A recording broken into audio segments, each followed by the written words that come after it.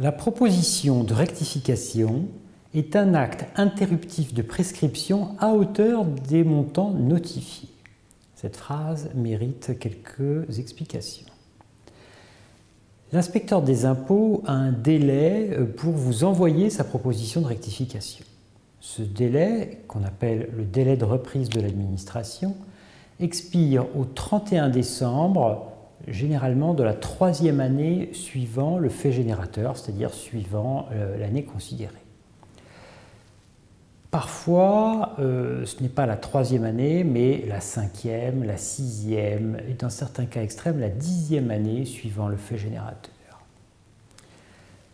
Le deuxième aspect, c'est que cet acte est interruptif de prescription à hauteur des montants notifiés. Cela signifie qu'à la suite de la proposition de rectification, la discussion ne peut plus avoir lieu qu'à la baisse et certainement pas à la hausse.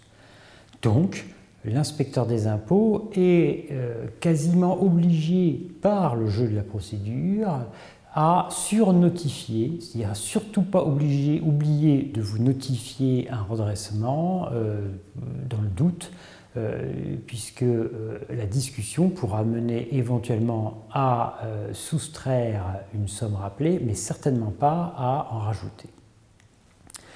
Le troisième aspect sur la proposition de rectification est que sa réception, et non pas son envoi, ouvre un nouveau délai de réclamation.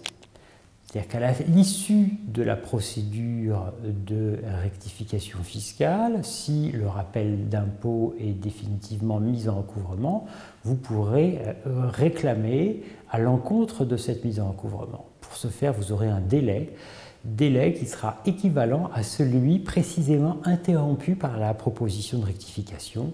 Donc 3 années dans le cas général, mais parfois 5 ou 6, voire 10 dans des cas extrêmes. La proposition de rectification est donc bien l'acte de procédure le plus important dans une procédure fiscale.